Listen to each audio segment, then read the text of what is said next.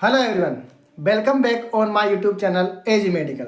Sorry चाहता हूँ क्योंकि मैंने बहुत दिनों से जो है क्लास नहीं ली थी, तो मैं कुछ आपके लिए कुछ एक और हट के चीज़ लाना चाहता था। मैं चाहता था कि अब जो है आप थर्ड ईयर के साथ साथ जो हम पीडियाट्रिक्स पढ़ रहे थे, यही नहीं और भी बाकी सब्जेक्ट आएंगी, उसके लिए मैं धीरे धीरे जो है टीचर्स अवेलेबल कराने की कोशिश कर रहे हैं हम अपने चैनल पे।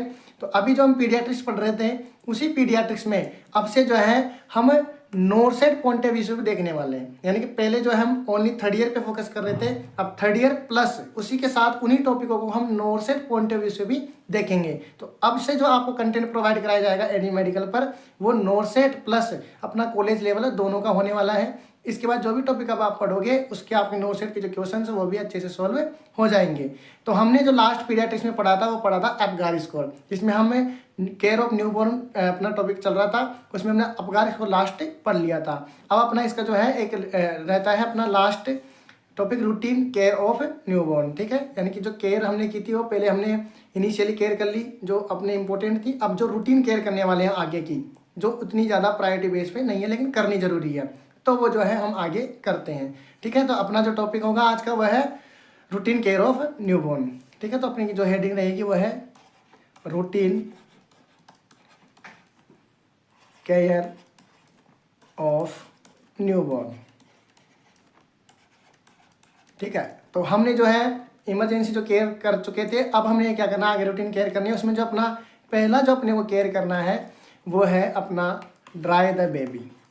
ड्राई द बेबी यानी कि जो बेबी है उसे हमें क्या करना है, ड्राई करना है। क्यों ड्राई करना है उसके बारे में जान लेते हैं कि जैसे जो बेबी डिलीवर हुआ है उस बेबी की बॉडी के ऊपर क्या लगा हुआ है, एमनियोटिक फ्लूइड लगा हुआ है। क्योंकि वो जो है एमनियोटिक फ्लूइड के अंदर था, अपना इम्यूनिटी फ्लूइड के समुद्र के अंदर वो था, तो उसी की वजह से जो उसके पूरी बॉडी पे क्या लगा हुआ है, एमनियोटिक फ्लूइड लगा हुआ है। अब आप जानते हैं कि एमनियोटिक फ्लूइड कैसा है, अपना लिक्विड होता है, वो फ्लूइड है।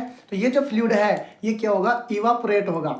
ठीक है, कोई भी जो फ्लूइड होता है वो क्या हो जाएगा, इसका इवापोरेशन होगा, और इवापोरेट जैसे ही होगा तो ये बॉडी का जो टेम्परेचर है उसको क्या कर देगा, डिक्रीज कर देगा। तो बॉडी का जो टेम्परेचर वो क्या हो जाएगा, डिक्रीज हो जाएगा।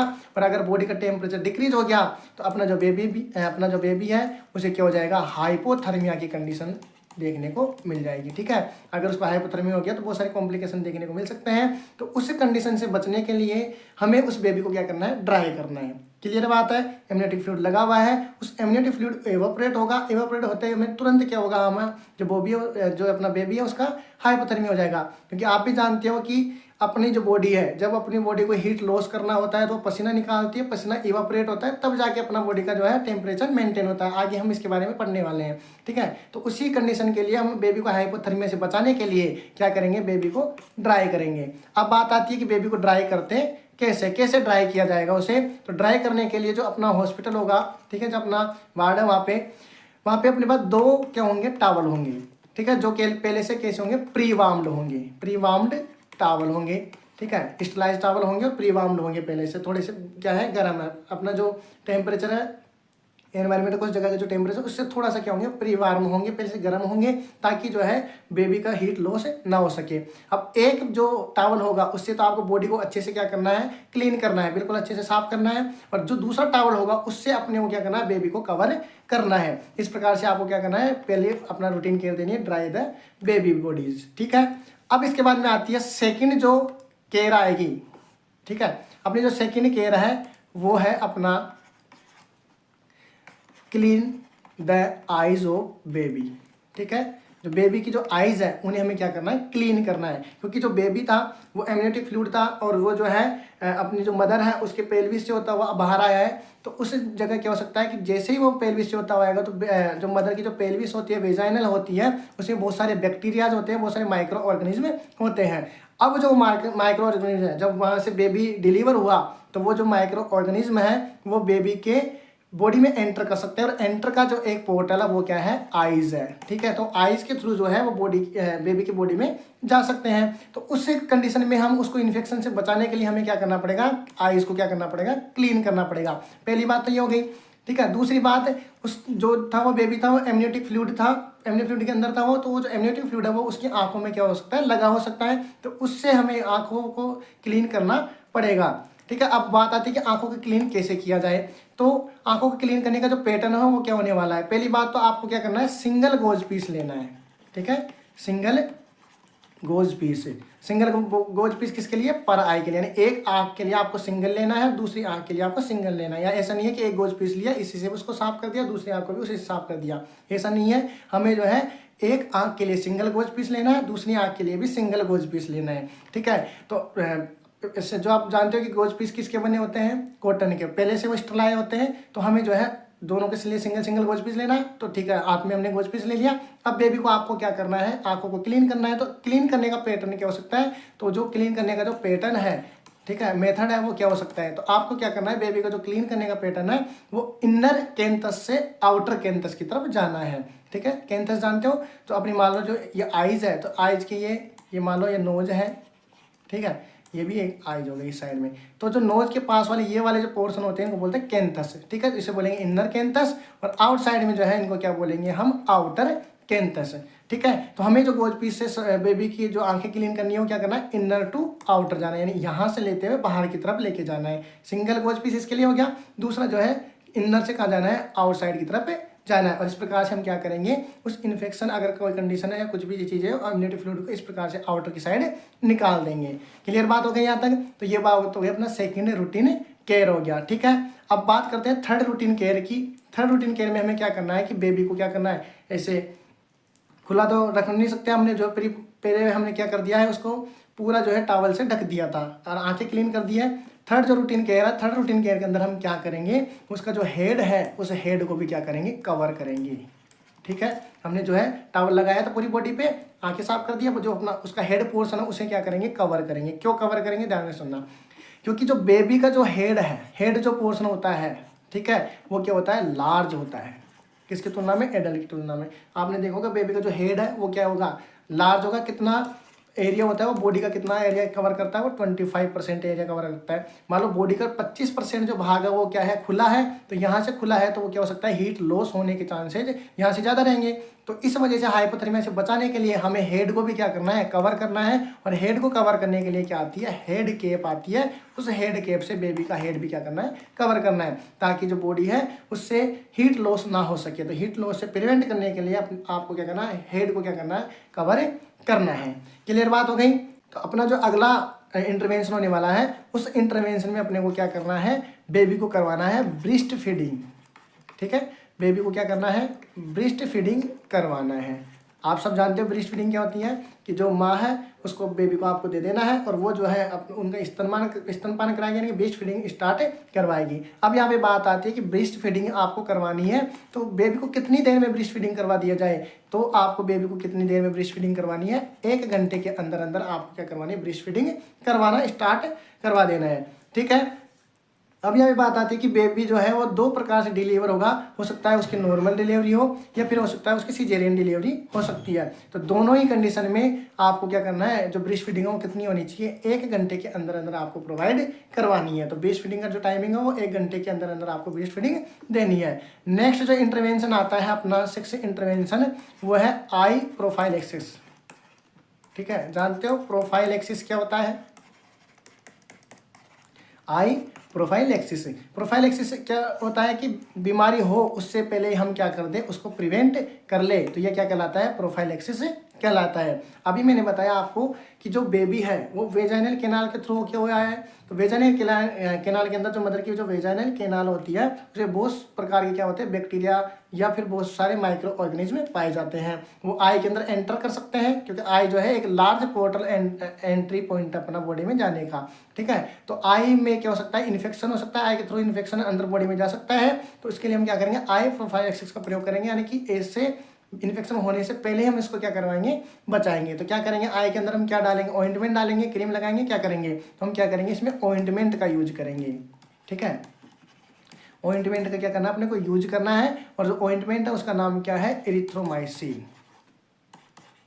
एरिथ्रोमाइसिन, या फिर हम कह सकते हैं या तो इसका प्रयोग करेंगे या फिर हम करेंगे एजिथ्रोमाइसिन, ठीक है। दोनों जो है एक ही कैटेगरी के। तो एरिथ्रोमाइसिन एजिथ्रोमाइसिन हमें क्या करना? ऑइंटमेंट का यूज कर लेना है। क्लियर बात हो गई? इंपॉर्टेंट अगला नर्सिंग इंटरवेंशन है वह है एडमिनिस्ट्रेशन विटामिन के, यानी अपने को क्या करना है? विटामिन के का क्या करना है? इंजेक्शन बॉडी में बेबी को देना है। पहले बात समझ लेते हैं विटामिन के थोड़ा सा जनरल इंट्रोडक्शन जान लेते हैं। विटामिन के क्या करता है, अपने बॉडी में क्लोटिंग फैक्टर को बनाने में हेल्प करता है। ठीक है, क्लोटिंग जो फैक्टर है, कितने होते हैं बॉडी में क्लोटिंग फैक्टर, तो 13 क्लोटिंग फैक्टर बॉडी में होते हैं। ये जो क्लोटिंग फैक्टर है, इनमें से कुछ क्लोटिन फैक्टर जो है विटामिन के बनाएगा। कैसे बनवाएगा, ये जो विटामिन के है ये लीवर में जाएगा और लीवर में जाने के बाद क्लोटिन फैक्टर दूसरा, 7वां, 9वां और 10वां, ये 4 क्लोटिन फैक्टर है जो अपने बेबी के बॉडी में विटामिन के बनाने में हेल्प करेंगे। अब बॉडी में विटामिन के अभी बॉडी में है ही नहीं बेबी के में, क्योंकि बेबी जो है एनवायरनमेंट में डिलीवर हुआ है और अभी वो ब्रेस्ट फीडिंग करेगा। उसके बाद में जो है वो फूड के थ्रू जो है वो सारे विटामिन उसके बॉडी में जाएंगे। अभी बॉडी में उसके नहीं है, तो अभी हमने अम्लाइगल और कटिंग भी की है, तो वहाँ पे क्लोटिंग फैक्टर तो चाहिए ही चाहिए। तो हो सकता है कि बेबी में एक्सेसिव ब्लीडिंग हो जाए, और भी कुछ ट्रॉमेटिक कंडीशन हो सकती है, उसमें जो है एक्सेसिव ब्लीडिंग होने के चांसेस है। तो उस कंडीशन में हम क्या करेंगे, रूटीन केयर के अंदर उसको विटामिन के का इंजेक्शन देंगे, ताकि वो जो क्लोटिंग फैक्टर बने, और क्लोटिंग फैक्टर बनेंगे तब जाके जो ब्लीडिंग है उसको क्या किया जा सकता है, रोका जा सकता है, उससे प्रिवेंट हो सकते हैं। क्लियर बात हो गई यहाँ पे, इसलिए हम बेबी को क्या करेंगे, विटामिन के का इंजेक्शन देंगे। अब बात आती है कि विटामिन जो के आप इंजेक्शन दे रहे हो उसकी डोज क्या होती है, कितनी डोज उसकी होनी चाहिए। तो अगर बेबी जो है वेट के हिसाब से हम कह सकते हैं कि अगर बेबी कितना है अपना 1000 ग्राम, यानी 1 किलो का अगर आपका बेबी है, तो आपकी जो डोज है वो कितनी होनी चाहिए, 0.5 mg डोज होनी चाहिए। लेकिन अगर बेबी का जो वेट है अगर वो एक्सेसिव है, यानी ज़्यादा है, कितने से 1 किलो से, यानी कि 1000 ग्राम से अगर बेबी का वेट ज़्यादा है, तो हम डोज थोड़ी सी बढ़ा देंगे और डोज कर देंगे कितनी, 1 mg। ठीक है, नेक्स्ट आता है कि रूट क्या होना चाहिए विटामिन के का इंजेक्शन का। जो रूट होता है, रूट की अगर हम बात करें, तो जो बेबी का विटामिन के का जो रूट होगा वो होगा अपना IM। ठीक है, IM, और IM में भी कौन सी साइड को हम प्रेफर करेंगे, तो अपन बात करेंगे वेस्टस लैटरलिस मसल्स। ठीक है, वेस्टस लैटरलिस मसल्स जो कहाँ होती है, थाई में। थाई में जो है हम क्या करेंगे, विटामिन के का इंजेक्शन एडमिनिस्ट्रेशन करेंगे। क्लियर बात हो गई। अब यहाँ पे बात आती है कि जो विटामिन के का हमने जो इंजेक्शन दिया है, क्या इसकी जो डोज है या इंजेक्शन को आपको रिपीट करना है, नहीं, आपको विटामिन के जो है एक बार ही देना है, यानी कि एक फर्स्ट डोज ही देनी है। इसके बाद में आपको इसको रिपीट नहीं करना है। क्यों नहीं करना है, क्योंकि अभी हमने विटामिन के का इंजेक्शन बेबी को दे दिया। ठीक है, अब विटामिन के का इंजेक्शन देने के बाद बेबी जो है ब्रेस्ट फीडिंग वगैरह करेगा, खाना पिएगा ना खाएगा, उसको फूड मिलेगा, तो बॉडी ऑटोमेटिक क्या करेगी, उसको में विटामिन के बनाना क्या कर देगी, स्टार्ट कर देगी। तो हमें इसकी जो रिपीट डोज है उसको देने की कोई भी नीड नहीं है। अब बात आती है विटामिन के का इंजेक्शन कितनी देर में दें कि आसानी से जो है अपना काम हो जाए। तो ध्यान रखना, विटामिन के का इंजेक्शन जो है आपको एटलीस्ट 6 आवर्स के अंदर अंदर देना है, इससे ज़्यादा आपको देर नहीं करनी है। शुरू के जो 6 घंटे हैं उसमें आपको विटामिन के एडमिनिस्ट्रेशन करवा देना है। क्लियर बात है। अब आता है अपना जो नेक्स्ट इंटरवेंशन है, उस नेक्स्ट इंटरवेंशन के बारे में जान लेते हैं कि लास्ट इंटरवेंशन आपका क्या है। कि आपको क्या करना है, बेबी के जो है बैंड अप्लाई करना है, अप्लाई ID बैंड। ठीक है, तो बेबी को जो है आपको ID बैंड अप्लाई करने हैं। अगर आपका बेबी क्या है, मेल है, तो आपको जो बैंड है वो कौन से कलर का लगाना है, ब्लू कलर का लगाना है।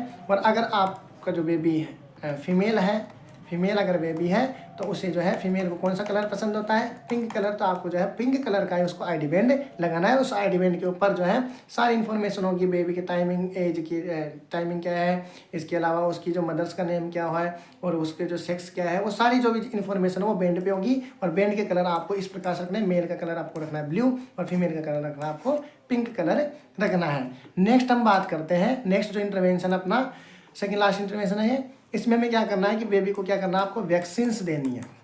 ठीक है, जो भी वैक्सीन्स है एट बर्थ जो वैक्सीन्स होती है वो आपको प्रोवाइड करानी है। जैसे कि कुछ कौन सी वैक्सीन हो गई, BCG हो गई, ठीक है, अपनी वैक्सीन हो गई कौन सी, OPV हो गई, अपने कौन सी वैक्सीन हो गई, हेपेटाइटिस की। ये सारी जो वैक्सीन्स हैं, ये वैक्सीन आपको बेबी को देनी है। और ध्यान रहे ये वैक्सीन जो है आपको कितने समय में देनी है, 1 घंटे के अंदर अंदर देनी है, ताकि जो है हमें किसी भी प्रकार की जो डिजीज कंडीशन है उनको क्या कर सके, प्रिवेंट हो सके। और लास्ट जो आपको इंटरवेंशन करना है, जब बेबी को आप डिस्चार्ज कर रहे हो, तो डिस्चार्ज करते समय आपको बेबी को जो है आपको या उनके जो पेरेंट्स हैं उनको आपको सलाह देनी है कि इसको जो है आपको 400 यूनिट पर kg के हिसाब से आपको क्या करना है, उसको विटामिन D प्रोवाइड करवाना। और कितने समय तक, 1 साल तक आपको क्या करना है, विटामिन डी एडमिनिस्ट्रेशन कराना है। और उसकी जो डोज होनी चाहिए वो कितनी होनी चाहिए, 400 IU पर kg के अकॉर्डिंग आपको 1 साल तक आपको क्या करना है, विटामिन डी उसको प्रोवाइड कराना है। क्लियर बात है यहाँ पे, क्योंकि विटामिन डी जो है हेल्पफुल होता है किसके लिए, विटामिन डी जो है बॉडी में जाएगा, बॉडी में जाने के बाद वो किसका एब्जॉर्प्शन करवाएगा, कैल्शियम का एब्जॉर्प्शन कराता है। और कैल्शियम का ऑब्जॉर्प्शन अगर बॉडी में सही ढंग से हुआ तो अपने जो बोन्स की या जो बेबी की जो ग्रोथ और डेवलपमेंट होगा उसमें जो बोन्स का जो फॉर्मेशन है वो अच्छी प्रकार से हो पाएगा। तो ये थी कुछ रूटीन केयर्स के बारे में जो हमने पढ़ ली है। तो अपना जो केयर ऑफ न्यूबॉर्न बेबी है, जिसमें हमने जो है सबसे पहले इनिशियल असेसमेंट किया, फिर इंटरवेंशंस पढ़े, और हमने लास्ट आज हमने पढ़ लिया routine care of newborn baby. अगर वीडियो अच्छा हो तो लाइक शेयर और सब्सक्राइब जरूर करिए। Thank you for watching this video.